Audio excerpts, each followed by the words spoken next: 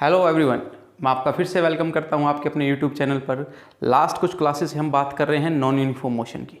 Non uniform motion जिसमें velocity constant ना रहे, ठीक है। और वेलोसिटी कांस्टेंट ना रहने के तीन तरीके हैं, या तो मैग्नीट्यूड बदलिए या डायरेक्शन बदलिए या दोनों को बदल दीजिए, ठीक है। नॉन यूनिफॉर्म मोशन के दो टाइप थे आपके, uniformly accelerated motion and non uniformly accelerated motion.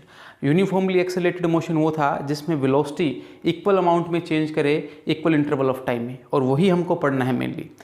तो मैं कह सकता हूं कि यूनिफॉर्म एक्सेलरेटेड मोशन तीन तरीके से अचीव किया जा सकता है, या तो velocity magnitude wise equally change करे, या डायरेक्शन वाइज चेंज करे, या फिर direction wise as well as magnitude wise change करे।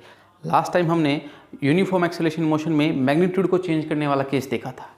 आज हम केस देखेंगे बेटा मैग्नीट्यूड और डायरेक्शन दोनों को चेंज करने वाला, ठीक है।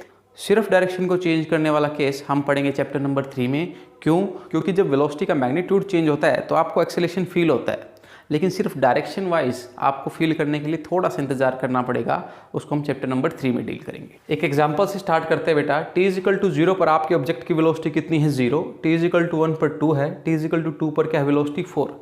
देखिए velocity equal interval of time में इक्वली बढ़ रही है, ठीक है। तो कैसा मोशन हो गया? यूनिफॉर्मली एक्सेलरेटेड मोशन हो गया, ठीक है। और t=3 पर देखिए वेलोसिटी 2 हो गई है बेटा, मतलब वेलोसिटी इस डायरेक्शन में घटने लग गई है। तो मैंने लिखा हुआ यहाँ पर वेलोसिटी बढ़ रही थी और यहाँ पर वेलोसिटी घट रही है इस डायरेक्शन में, ठीक है। 2 से कितनी हो गई? 0। और 0 के बाद कितनी चली गई? -2। -2 का क्या मतलब है? मतलब देखिए बॉडी इस तरफ जा रही थी और उसने अब इस तरफ क्या ले लिया है? टर्न ले लिया है। -2 का मतलब वेलोसिटी अब इस तरफ है, क्योंकि आपको पता है काइनेमेटिक्स में माइनस का मतलब क्या होता है? अपोजिट डायरेक्शन, ठीक है। Since velocity is a vector quantity, तो -2 का मतलब क्या हो जाएगा? दिस साइड, ठीक है। नेक्स्ट t=6 पर वेलोसिटी -4 हो गई, मतलब इस डायरेक्शन में वेलोसिटी क्या हो गई? और इंक्रीज हो गई, ठीक है। -4 से -2, अब इस डायरेक्शन में वेलोसिटी आपकी घट रही है, और फिर -2 से कितने पर आ गई? 0 पर आ गई। इसको आसानी से यहाँ पर समझिए आप। t=0 से t=2 वेलोसिटी बढ़ी थी इस डायरेक्शन में, ठीक है। t=2 से t=4 पर वेलोसिटी आपकी घटी है इस डायरेक्शन में। अब इस डायरेक्शन में आ जाइए, क्योंकि बॉडी ने यहाँ पर रिवर्स ले लिया है।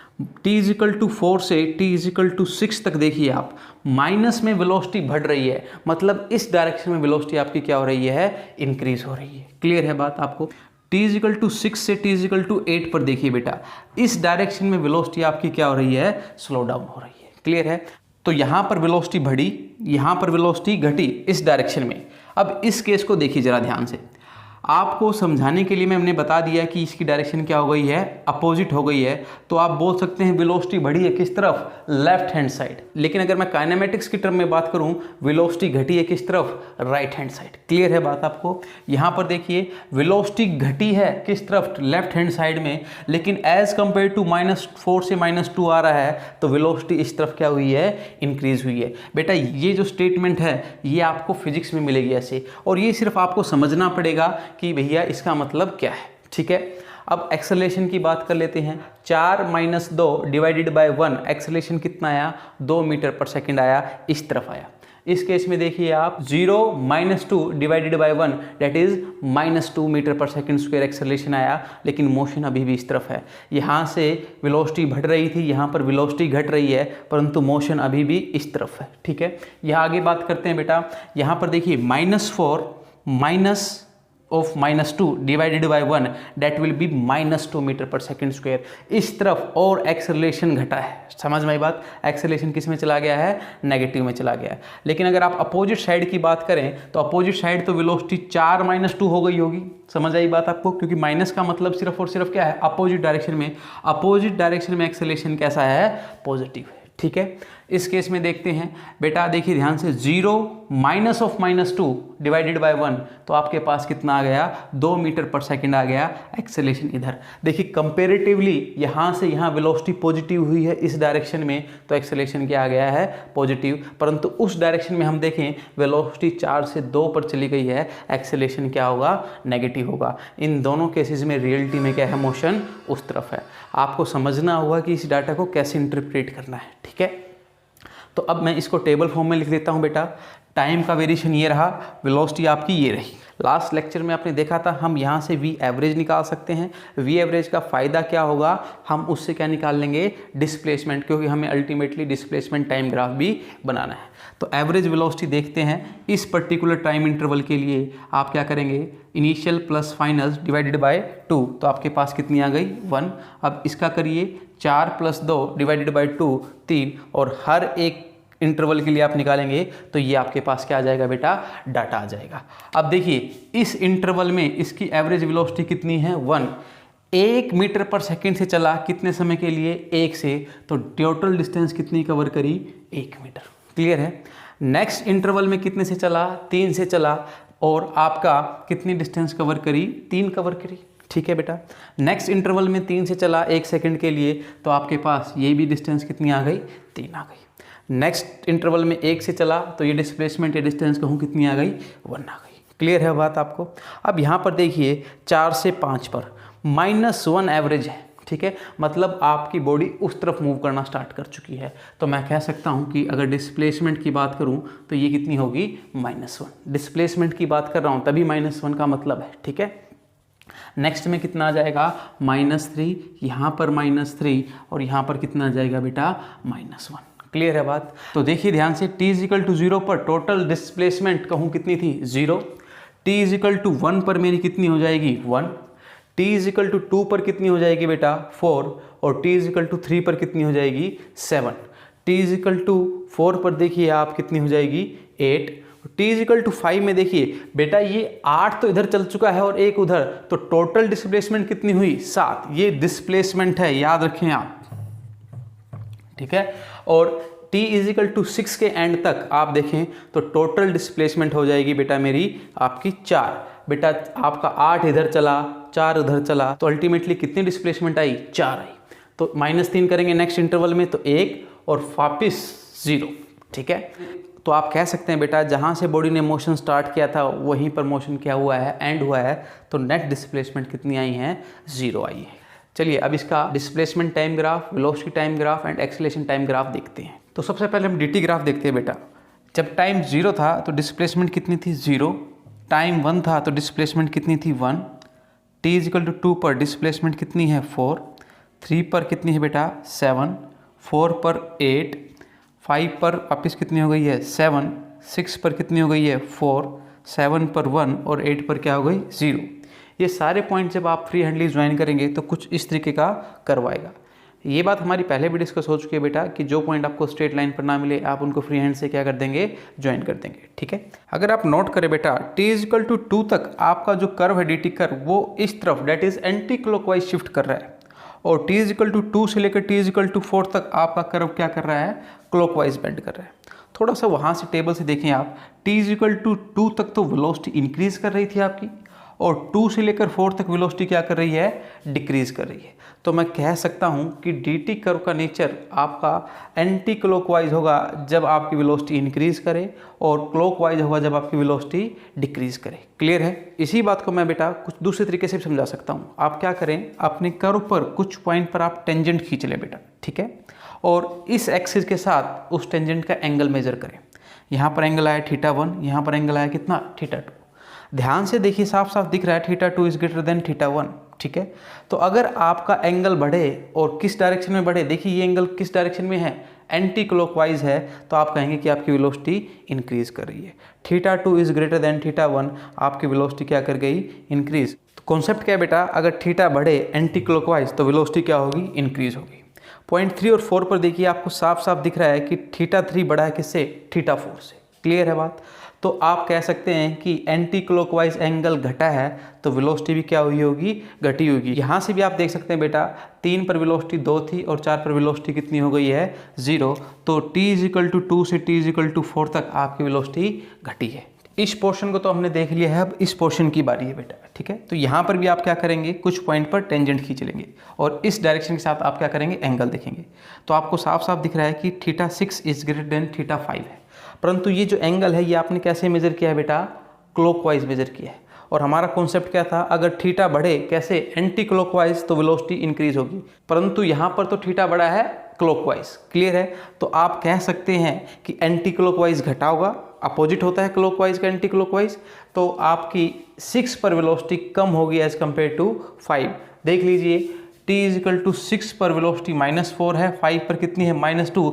इस डायरेक्शन में वेलोसिटी क्या हुई है, घटी है। ठीक है, 7 और 8 पर देखिए 8 आपको कम नजर आ रहा है, 8 आपको कम नजर आ रहा है क्लॉकवाइज, तो एंटी क्लॉकवाइज क्या हो गया, ज़्यादा, तो 8 पर वेलोसिटी ज़्यादा है as compare to 7 in this direction. ठीक है, और उस डायरेक्शन में देखेंगे तो बात उल्टी हो जाएगी। क्लियर हो रही है बात? अब कुछ इंपॉर्टेंट पॉइंट्स बेटा, आप ध्यान से देखें, 0 से लेकर 4 तक आपकी डिस्प्लेसमेंट बढ़ी है और 4 के बाद आपकी डिस्प्लेसमेंट कम हुई है और 8 पर जाकर क्या हो गई है, 0।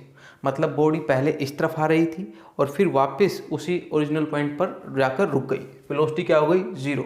अगर बॉडी उस पॉइंट पर भी ना रुकती और उस डायरेक्शन में कंटिन्यू रहती तो ये कर्व आपका कैसे आ जाता, नीचे की तरफ आ जाता। क्लियर हो रही है बात? नंबर 2 बात, आप देखिए कि इस कर्व के टेंजेंट का इस एक्सिस के साथ हर बार एंगल बदल जा रहा है और आपको मैंने बता रखा है कि टेंजेंट थीटा निकालिए, वो आपको क्या देगा, वेलोसिटी।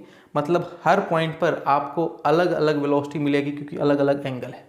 तो अल्टीमेटली आपको समझ में आ गया होगा, in case of uniform accelerated motion dt curve का अगर आप टेंजेंट थीटा निकालेंगे तो आपको क्या मिलने वाली है, इंस्टेंटेनियस वेलोसिटी। हर पॉइंट पर वेलोसिटी क्या होगी, चेंज होगी। ठीक है, अब हम देखते हैं बेटा velocity time graph. t is equal to 0 पर वेलोसिटी कितनी है, 0, 1 पर कितनी है, 2, 2 पर कितनी है, 4, ठीक है, 3 पर कितनी है, 2, 4 पर कितनी है, 0। इस पोर्शन वाले पॉइंट आपको स्ट्रेट लाइन पर मिलेंगे तो स्ट्रेट लाइन से ज्वाइन कर दीजिए, ये पॉइंट भी आपको स्ट्रेट लाइन पर मिलेंगे तो आपने स्ट्रेट लाइन से ज्वाइन कर दिया। ठीक है, 5 पॉइंट पर देखिए आपकी वेलोसिटी कितनी दे रखी है, -2, तो आपको नीचे आना पड़ेगा। ठीक है, ये रहा -2। आपको पता है -2 का मतलब आपकी डायरेक्शन क्या हो गई है, चेंज हो गई है। जब भी VT कर्व आपका नीचे की तरफ मूव करने लग जाए इस डायरेक्शन में तो आप समझ जाएं कि आपके ऑब्जेक्ट ने क्या की है, डायरेक्शन चेंज की है। ठीक है, 6 पर कितनी है, -4, 7 पर -2 और 8 पर कितनी है, 0। तो इन पॉइंटों को भी ज्वाइन कीजिए, आपका कर्व कुछ इस तरीके का आएगा। ठीक है, आप एक बात बताइए, VT कर्व का एरिया मैंने आपको क्या बता रखा है, टोटल डिस्टेंस या डिस्प्लेसमेंट। ठीक है, जब वो स्ट्रेट लाइन में होता था। अब आप इसका एरिया निकाल लो और इसका एरिया निकाल लो, वो एग्जैक्टली सेम आएगा, परंतु ये प्लस में आएगा और ये किस में आएगा, माइनस में। तो आप जब दोनों को जोड़ेंगे तो आंसर कितना आ जाएगा, 0। मतलब VT कर्व में जब एरिया आप साइन के साथ कंसिडर करेंगे तो आपको क्या मिलेगा, डिस्प्लेसमेंट, क्योंकि डिस्प्लेसमेंट क्या थी, 0। हालांकि अगर आप इसको भी प्लस लेते और इसको भी प्लस लेते तो आपको क्या मिलती, डिस्प्लेसमेंट, जितना आने का हो उतना ही जाने का। क्लियर हो रही है बात आपको? और VT का अगर आप यहाँ पर स्लोप निकालें तो देख लीजिए स्लोप कैसे निकालेंगे। ये अगर मैं लूँ तो ये आपका क्या हो गया, थीटा, तो स्लोप निकाल लीजिए परपेंडिकुलर बाय बेस, 4/2, एक्सेलेरेशन कितना आ जाएगा, 2 आ जाएगा। इसी तरीके से यहाँ पर भी आप स्लोप निकाल सकते हैं, ये एंगल लेंगे, पर ये एंगल आपने कैसे मेजर किया है, क्लॉकवाइज, तो वो क्या आएगा, नेगेटिव आएगा। क्लियर हो रही है बात? नेक्स्ट हम देखते हैं एक्सेलेरेशन टाइम ग्राफ। आपका t इजिकल टू 0 से t इजिकल टू 2 तक एक्सेलेरेशन पॉजिटिव रहा और कितना रहा है, 2 मीटर पर सेकेंड स्क्वायर रहा है। ठीक है, t इजिकल टू 2 से लेकर t इजिकल टू 4 तक एक्सेलेरेशन क्या है, नेगेटिव है। ठीक है, और 4 से लेकर 6 तक भी एक्सेलेरेशन इस डायरेक्शन में क्या है, नेगेटिव है, तो कंटिन्यू कीजिए। ठीक है, और t इजिकल टू 6 से t इजिकल टू 8 तक इस डायरेक्शन में एक्सेलेरेशन पॉजिटिव है तो आपका ऊपर की तरफ आ जाएगा। This will be your acceleration time graph. तो मैंने आपको बताया था कि AT कर्व का एरिया आपको क्या देता है, चेंज इन वेलोसिटी देता है। तो अगर मैं इस पर्टिकुलर पोर्शन के लिए देखूं तो एरिया कितना हो जाएगा, 2 × 2 4 हो जाएगा बेटा। तो पहले 2 सेकंड में अगर आप देखें वेलोसिटी चेंज भी कितनी हुई है, 4 चेंज हुई है। ठीक है, अगर आप टोटल एरिया देखें तो ये 4, ये 8 और ये 4 आएगा। ठीक है, तो अल्टीमेटली टोटल एरिया कितना आ गया, 0। नोटिस करें फाइनल वेलोसिटी भी 0 थी, इनिशियल वेलोसिटी भी क्या थी, 0, तो चेंज इन वेलोसिटी कितनी हुई, 0। अगर आप सिर्फ नीचे वाला एरिया देखें तो आपका ये -2 और ये कितना आ गया, 4, -8।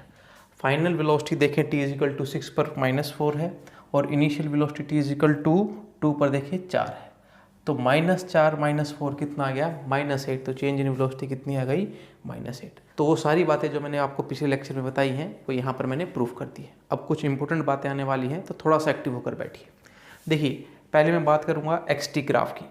अगर XT कर्व में कर्व इस तरीके से राइज कर रहा है, पहले पोर्शन को देखिए, तो राइजिंग कर्व में अगर थीटा इंक्रीज करे एंटी क्लॉकवाइज तो वेलोसिटी क्या होगी, इंक्रीज हो गई। अगर थीटा डिक्रीज करे तो वेलोसिटी हो गई डिक्रीज। अब ये फॉलिंग कर्व की बात करता हूँ तो फॉलिंग कर्व और कुछ नहीं है, रिवर्स मोशन होता है बेटा, ठीक है। और यहाँ पर थीटा आप कैसे मेजर करते हैं, क्लॉकवाइज मेजर करते हैं। अगर थीटा इंक्रीज करे क्लॉकवाइज तो इस डायरेक्शन में आप कहेंगे वेलोसिटी क्या हो रही है, घट रही है।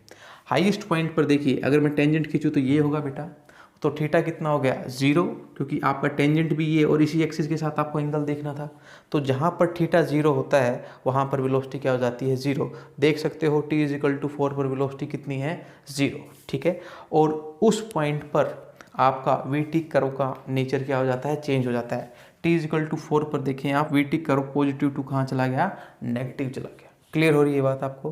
तो this is the property of dt curve. Next बात करते हैं बेटा वीटी कर्व की। वीटी कर्व में आपको देखना होगा एंगल। अगर एंगल आपका आ रहा है एंटी क्लॉकवाइज तो एक्सेलेरेशन क्या होगा, पॉजिटिव। इस पोर्शन के लिए एक्सेलेरेशन कैसा है, पॉजिटिव है। अगर आपका एंगल आ रहा है क्लॉकवाइज तो एक्सेलेरेशन क्या होगा, नेगेटिव होगा। क्लियर है बात। अब इंपॉर्टेंट बात, अगर वीटी कर्व बैंड ही करे, जस्ट बैंड करे, नेचर चेंज करने का मतलब है पॉजिटिव टू नेगेटिव या नेगेटिव टू पॉजिटिव। बैंड का मतलब है चाहे पॉजिटिव में ही बैंड करे या फिर नेगेटिव में बैंड करे। जहाँ पर वीटी कर्व आपका बैंड ही कर गया वहाँ पर एटी का नेचर चेंज हो जाएगा। t = 2 पर देखिए आपका वीटी के क्या हुआ, बेंडिंग हुई, तो t = 2 पर एटी कर्व का नेचर ही क्या हो गया, चेंज हो गया। क्लियर है बात आपको।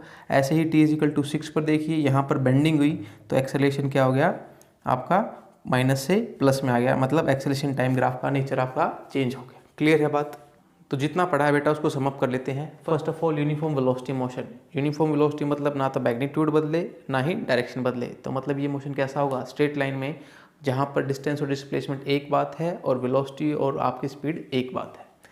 तो आपने देखा था वहाँ पर एक्सटी कर्व का नेचर कुछ इस तरीके का आया था, और हम अगर इसका स्लोप निकालें तो वो हमें क्या दे देता था, वेलोसिटी दे देता था। वेलोसिटी टाइम ग्राफ कुछ इस तरीके से होगा, क्योंकि मैग्नीट्यूड चेंज हो नहीं सकता। और वहाँ पर हमने देखा था एरिया ऑफ वीटी कर्व आपको डिस्टेंस या डिस्प्लेसमेंट देता है, ठीक है। और वीटी का स्लोप हमें पता है क्या देता है, एक्सेलरेशन, क्योंकि ये स्ट्रेट लाइन है, स्लोप तो आपका किसी तिरछी लाइन का निकाला जाता है। तो इस लाइन का स्लोप कितना हो गया 0, तो आप देख सकते हैं कि एक्सेलरेशन इसमें कितना होगा, 0 होगा। क्लियर है। और आपने अभी भी देखा कि एरिया ऑफ एटी कर्व क्या देता है, चेंज इन वेलोसिटी देता है, क्योंकि एरिया इस लाइन के अंदर कुछ है ही नहीं, तो चेंज इन वेलोसिटी कितनी हुई, 0। तो आप देख सकते हैं स्टार्टिंग भी 2 से की थी और एंड भी किस पे किया, 2 पर। तो ये पॉइंट भी, this point and this point uniform motion में क्या है, वैलिड है। नेक्स्ट देखते हैं यूनिफॉर्म एक्सेलरेशन मोशन, जहाँ पर एक्सेलरेशन क्या हो, कांस्टेंट हो। अभी आपने देखा एक्सटी कर्व ऐसा हो सकता है, यहाँ पर मैंने मैग्नीट्यूड और डायरेक्शन दोनों को चेंज किया था। स्लोप ऑफ एक्सटी कर्व आपको क्या देगा, इंस्टेंटेनियस वेलोसिटी। राइजिंग कर्व में अगर आपका एंगल बढ़े एंटी क्लॉकवाइज तो वेलोसिटी क्या होगी, इंक्रीज होगी, ठीक है। अगर आपका एंगल घटे एंटी क्लॉकवाइज राइजिंग कर्व में तो वेलोसिटी डिक्रीज होगी। फॉलिंग कर्व में अगर आपका एंगल बढ़े क्लॉकवाइज तो आपकी वेलोसिटी डिक्रीज होगी, और एंगल घटे क्लॉकवाइज तो वेलोसिटी इंक्रीज होगी। At the theta = 0, highest point पर आपको थीटा क्या होगा, 0 मिलेगा, वहाँ पर वेलोसिटी क्या होगी 0। और थीटा जहाँ पर 0 होगा वहाँ पर वीटी कर्व का नेचर क्या करेगा, चेंज करेगा, ठीक है। नेक्स्ट देखते हैं वीटी कर्व। वीटी कर्व में आपको पता है, अभी आपने सीखा, वीटी कर्व का स्लोप आपको क्या देता है, एक्सेलरेशन देता है। तो आपको भी यहाँ पर भी स्लोप निकालना है। स्लोप का मतलब क्या होता है, टेंजेंट थीटा। अगर ये थीटा एंटी क्लॉकवाइज है तो आपके पास कैसे आएगा, पॉजिटिव एक्सेलरेशन आएगा। और अगर टेंजेंट थीटा आप निकालें लेकिन थीटा आपका क्लॉकवाइज हो, जैसे ये है, तो आपका एक्सेलरेशन क्या आएगा, नेगेटिव आएगा। और वीटी कर्व जहाँ पर भी बेंड करे, ठीक है, तो वहाँ पर एटी कर्व का नेचर क्या होता है, चेंज होता है। नंबर 2 बात, एरिया अंडर वीटी कर्व आपको क्या देता है, आपका डिस्टेंस और डिस्प्लेसमेंट देगा। डिस्प्लेसमेंट कब देगा, जब आप एरिया के साइन कंसीडर करेंगे, और जब कोई भी साइन कंसीडर नहीं करेंगे तो आपको क्या मिल जाएगी, डिस्टेंस मिल जाएगी। और एटी कर्व के अंडर एरिया आपको क्या देता है, change in velocity, same as it is. तो मतलब जो बात यूनिफॉर्म मोशन पर एप्लीकेबल है वही बात यूनिफॉर्म एक्सेलरेशन मोशन पर भी एप्लीकेबल है। क्लियर हो रही है बात आपको। तो आज की क्लास को एक क्वेश्चन से एंड करते हैं बेटा। आपको वीटी ग्राफ दिया हुआ है और आपसे पूछा गया है कि एक्सटी ग्राफ और एटी ग्राफ बताइए। तो ध्यान से देखिए बेटा, वेलोसिटी पहले इंक्रीज कर रही है, और वेलोसिटी जब इंक्रीज करेगी तो एक्सटी ग्राफ किस तरफ मूव करेगा, एंटी क्लॉकवाइज मूव करेगा। तो आपका ये कुछ एक्सटी ग्राफ इस तरीके से चलेगा। यहाँ पर देखिए वेलोसिटी कांस्टेंट हो गई है, तो ये केस कौन से में चला गया, यूनिफॉर्म मोशन वाले में चला गया। जब वेलोसिटी कांस्टेंट होती है तो एक्सटी ग्राफ वहाँ पर देखिएगा स्ट्रेट लाइन हो जाता है, ठीक है। अब नेक्स्ट देखिए, वेलोसिटी डिक्रीज कर रही है। ये कुछ ऐसा केस था, यहाँ से बॉडी चली 0 से 4, आपकी वेलोसिटी बढ़ी, फिर कुछ देर 4 से चली, और अब वो 4 से वापस किस पर आ रही है, 0 पर आ रही है।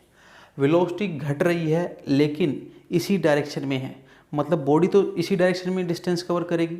अगर वेलोसिटी नेगेटिव हो जाती तो डिस्प्लेसमेंट क्या होने लग जाती बेटा, कम होने लग जाती। अभी तो डिस्प्लेसमेंट और डिस्टेंस एक ही बात है, एक ही डायरेक्शन में बॉडी मूव कर रही है, ठीक है। लेकिन यहाँ पर स्पीड घट रही है तो आपका कर्व कैसे मूव करेगा, कुछ इस तरीके से मूव करेगा, ऐसे स्ट्रेट लाइन और फिर ऐसे, ठीक है। नेक्स्ट हम ड्रॉ करते हैं बेटा एक्सेलेरेशन टाइम ग्राफ। देखिए ध्यान से, पहले इंटरवल में वेलोसिटी इंक्रीज कर रही है, वेलोसिटी इंक्रीज मतलब एक्सेलेरेशन क्या होगा, पॉजिटिव होगा। तो एक्सेलेरेशन ग्राफ कुछ ऐसा आएगा। Velocity constant uniform motion acceleration कितना होता था, 0, क्लियर है बात। नेक्स्ट में वेलोसिटी घट रही है तो एक्सेलेरेशन क्या होगा, नेगेटिव, और जितने टाइम में वेलोसिटी बढ़ी उतने ही टाइम में वेलोसिटी क्या हो गई, 0। तो आपको सेम गैप पर नीचे की तरफ एक्सेलेरेशन दिखाना होगा। ये आपके पास एक्सेलेरेशन टाइम ग्राफ आ गया, क्लियर है। जितना ये होगा उतना ही ये पोर्शन भी होगा, क्लियर हो रही है बात। तो स्टूडेंट्स आज हमने देखा एक बहुत इंपॉर्टेंट कंसेप्ट, तो इसको ध्यान से पढ़िए, समझिए, कोई डाउट हो तो कॉल कीजिए। तब तक के लिए thank you, goodbye, have a nice day.